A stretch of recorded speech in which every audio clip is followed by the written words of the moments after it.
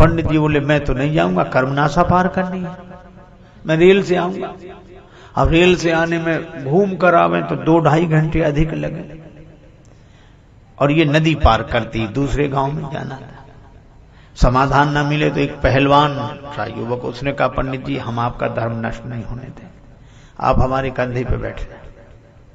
ठीक है, पहलवान ने पंडित जी को कंधे पर बिठाया और चला।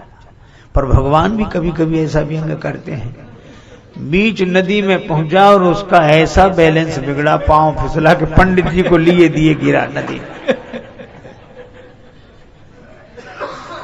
अब तो पंडित जी बड़े क्रोध में कांपे, मेरा धर्म नष्ट हो गया और काशी का वास इतने दिन किया और कर्मनाशा में तूने सारे पुण्य नष्ट करा दिए। अब सब लोग हाथ जोड़े और वो बहुत नाराज। एक सज्जन ने कहा कि पंडित जी पुण्य नष्ट अब नहीं हुए, पुण्य नष्ट तो तभी हो गए थे जब आप इसके कंधे पर बैठे।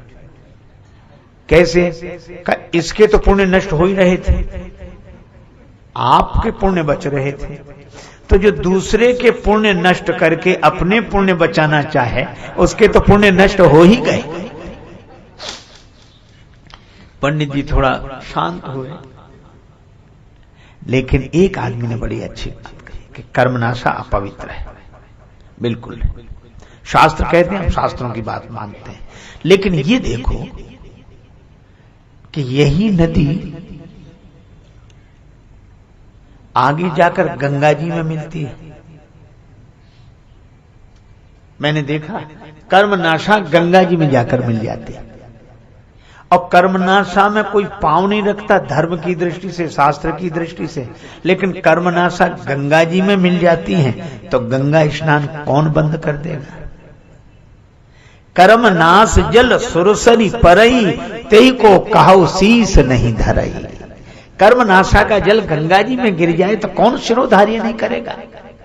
बस यही है, जब तक वो कर्मनाशा है तब तक शास्त्रों का नियम उसके लिए है, और जैसे ही वो गंगा जी में मिल जाती है वैसे ही शास्त्रों का नियम उसके लिए नहीं है।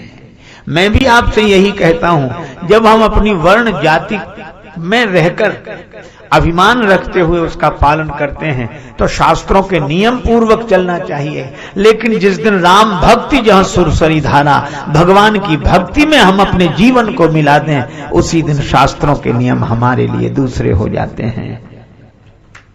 पर उसी दिन होते हैं। शास्त्र की मर्यादा है, पर यह शास्त्र से ऊपर, जिसको स्वामी रामानंद जी महाराज वैष्णवाचार्य, उन्होंने बड़ी सुंदर बात कही एक चौपाई में, जाति पाति पूछे नहीं कोई, हरि को भजे सो हरि का होई। और उनका गोत्र अच्युत गोत्र, और कैसे कैसे संत बनाए गए। आप देखो रविदास जी को उन्होंने शिष्य बनाया, माता मीरा जिन्हें गुरु मानते हैं। क्यों? क्या शास्त्र मर्यादा का ध्यान उन्हें नहीं था?